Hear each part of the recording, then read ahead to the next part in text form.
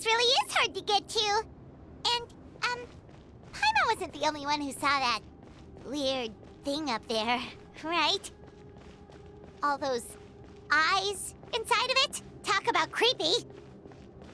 I believe that's how the ruler of death keeps an eye on Teyvat. Quick, this way! We're almost there! Look, it's Mawika!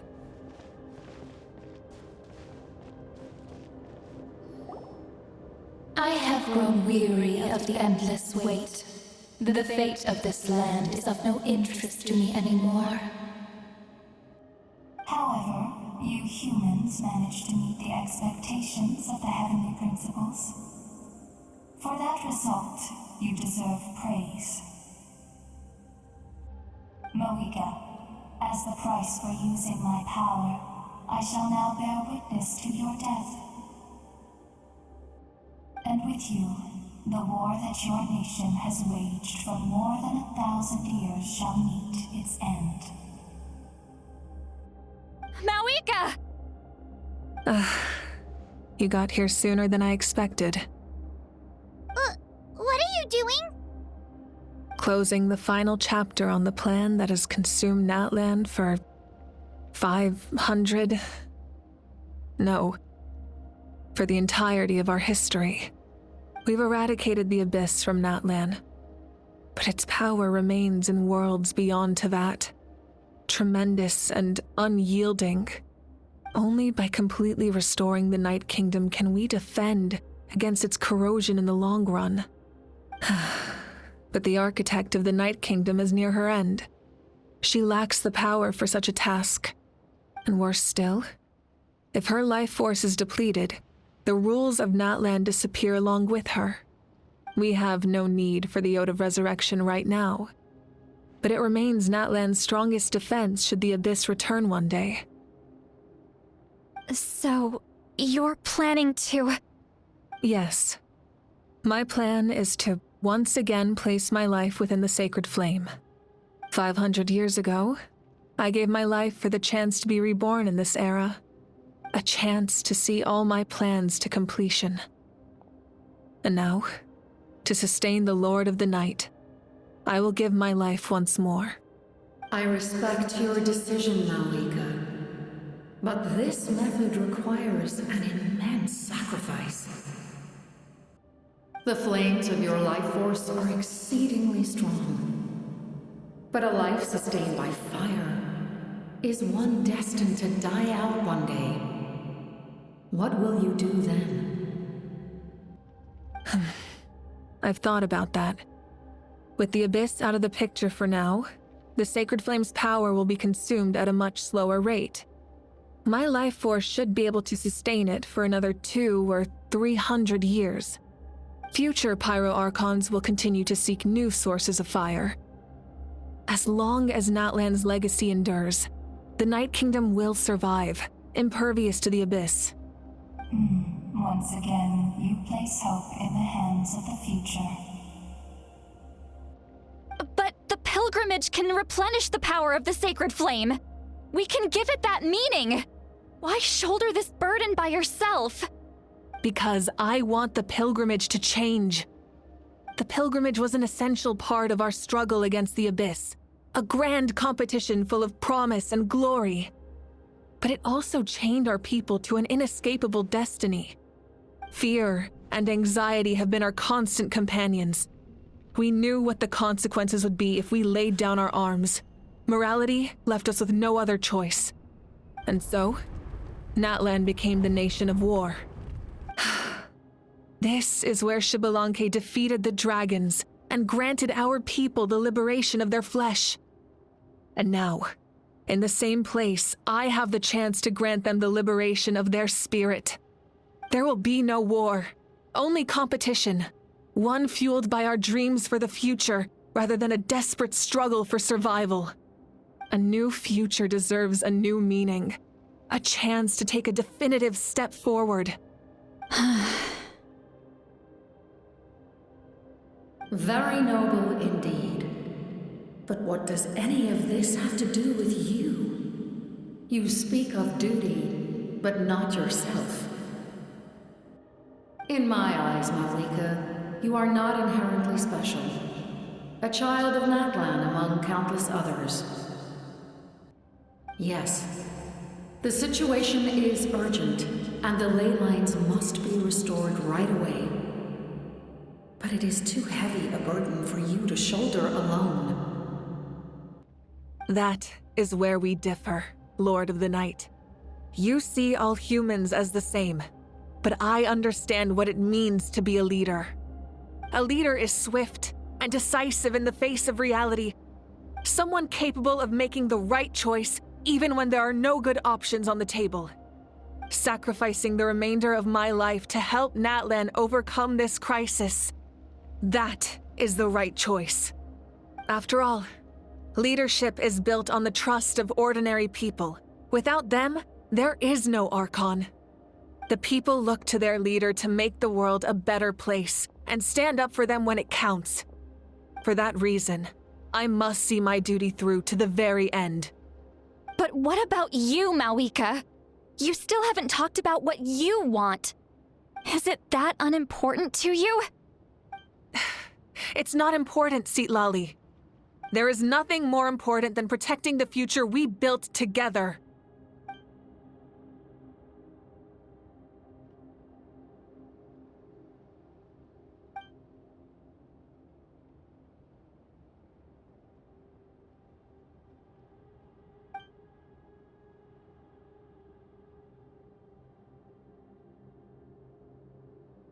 I shall accept Malika's sacrifice for the Lord of the Night as her death, and I will bear witness to the very end.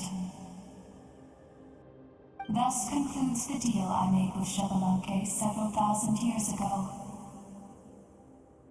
Lord of the Night, you may now begin.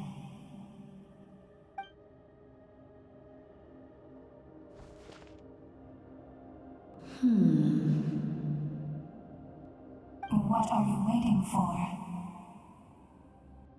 There is another who wishes to take part in the ceremony. And I cannot disregard their intentions. I must wait for them to arrive. Another? I was to bear witness to a death, and now the situation is increasingly tenuous. If the life of this second individual fails to meet my requirements, I fear I may lose my patience. Rest assured, his life will hold equal value. I am the helper of humanity, and I must always place their demands first, no matter who the human may be. Cumbersome. But there is nothing to be done. Such is the duty of an angel. Wait, this feeling. We made it.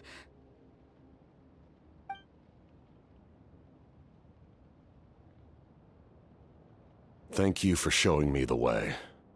The captain? The other individual you mentioned. It was him? Indeed. Like you, he carries many lofty ideals. Malwika, I understand how you feel, and if I were an ordinary mortal, I would have no reason to stop you. But like you, I've been waiting for this day for too long, and I can offer a better solution. You created this new future, and you deserve to guide its direction. Your life should not end here. But death is the end I have been trying to reach all along. I have come this far to use my death to open the gates of the ley lines to my people. Your people? That's right. They have been with me for the past 500 years. But how? Carrying that many souls within you? There's no way you could keep your consciousness intact. Besides, you weren't affected by the source mechanism like I was. Do you still remember the voice that you heard? It came from my heart. With the help of technology from Conria, my heart was modified to convert memories and souls from the ley lines into knowledge. As a result, I became extremely sensitive to souls, and develop the ability to sense their presence, much like yourself. After encountering countless lost souls during the disaster 500 years ago, I forsook the capacity for knowledge granted by the modification, and used my heart as a vessel instead. The lives of my comrades, as well as many Natlanese, have been stored here ever since. And you want to send them home? Yes. The ley lines will not accept them. But by merging my existence with the Lord of the Night, I can become master of the ley lines and change the rules entirely. He expressed this to me, and I agreed. The captain envisions a kinder and fairer set of rules for humanity. In addition, he aims to challenge the authority of the ruler of death. In a word, his goal is revenge. Revenge? After all, it's because of her that I bear the curse of immortality, the curse of absolute life. I now understand that which you seek. Then, bear witness to my resolve and hatred. The people of Conria committed grave sins, and for that, we were cursed to suffer endless physical torment, cursed to witness the demise of everything we held dear. But most of us were innocent. Most of us knew nothing of the Five Sinners' exploitation of abyssal power, myself included. If I sacrifice my life for the Lord of the Night, you get the death you desire. But at the same time, the curse of immortality would negate the very death you seek. Left unresolved, that paradox could uproot the natural order of this world. Even you, great ruler of death, lack the capacity to bear the consequences of that outcome. Your curse is now the tool with which I will overturn the oppression of the gods. This is my challenge to you. Forsake one of your rules. The choice is yours. Your new heart has limitless potential, and you have wielded it with bravery and honor. I grant you the title of Sentinel Knight. Like the four pillars of strength, you will continue to safeguard the glory of Conria. The glory of Conria. Our land, our dignity, and every comrade who fights alongside us. The Night Kingdom is almost destroyed. Our fallen soldiers, your comrades, they have nowhere to go. Huh? What are you doing? Are you taking all their souls with you? You're just an ordinary person. You can't bear that kind of burden. No hero should have to wander alone.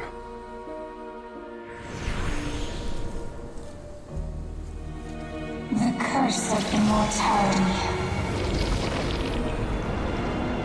Using immortality to fight death. Using my rules against me. Make your choice. Reject your rules. Or allow me to trigger the paradox. The curse of immortality must stand. Use it to fulfill your final wish.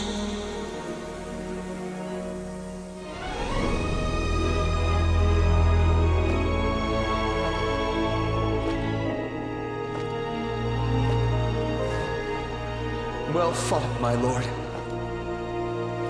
Thank you for everything.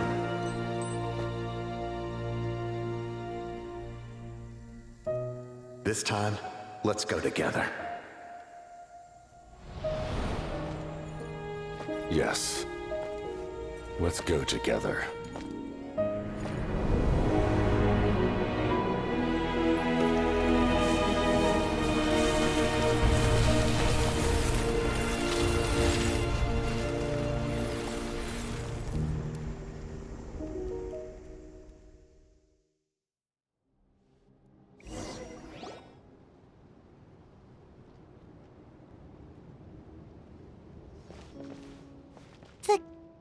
Captain, he...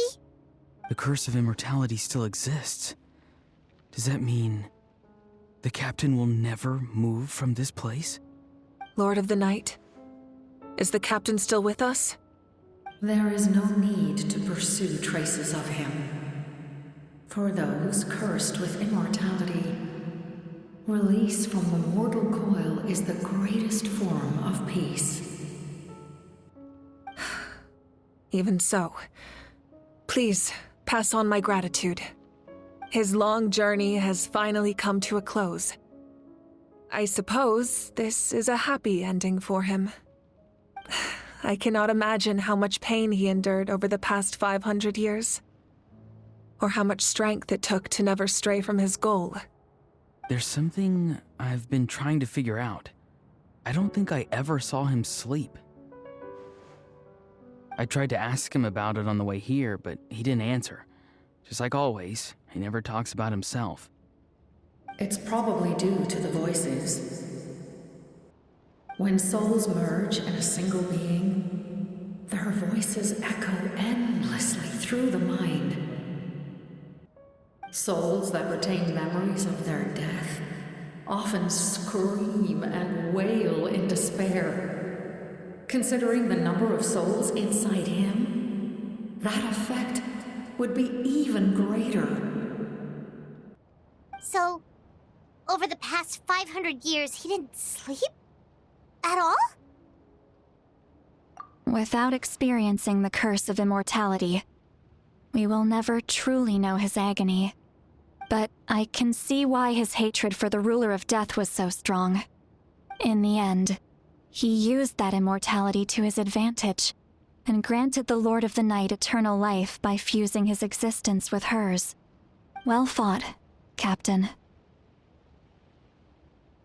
You may wonder why the Night Kingdom, a land of souls, was unable to accept the souls adrift on the surface. The reason lies in the Heavenly Principle's modifications to the ley lines. The original purpose was to help counter the Abyss, and so their stability was paramount. But at one point in time, Natlan's ley lines were decimated.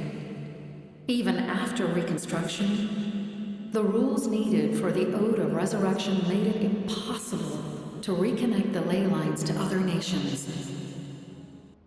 That unique quality is precisely what drew the captain to Natlan. Did he try the same thing in other nations? Yes, but all those attempts ended in failure. He fought to save Natlan not only to defeat the Abyss, but because this is the only land where the souls within him could find salvation. We met not long ago to talk about that very possibility, and I confirmed the feasibility of his plan. I, too, recognized the need to change the rules of the ley lines. Not only for the souls that wander this land, but for the outlanders that may perish here in the future. In the eyes of the Heavenly Principles, that kind of change is extremely risky, if not impermissible. But, as an angel, I have a duty to serve humanity. Such is my mandate. Thank you for everything. Seedlolly, when I gave you the Pilgrim's Chronicle, I said something rather pessimistic to you. Do you remember? How many years of life are enough? 10? 100? I thought it made no difference. But now, I have the chance to live forever. I am immensely grateful to humanity for this gift, and I am deeply sorry I thought so little of it in the past. You don't need to thank us. You bear a heavy responsibility. Heavy? No. That responsibility is the purpose of my existence. Farewell, humans. creators of miracles, a new era awaits you. Looks like she returned to the Night Kingdom. So, this was the captain's goal all along. He fought to the end for all those souls and challenged the rules of the world in the process. He was an outstanding warrior.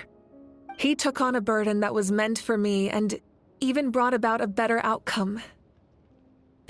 It would seem I lost this duel. He was right. Natlan needs a leader to guide its future. If not a successor, then that responsibility will continue to be mine to bear.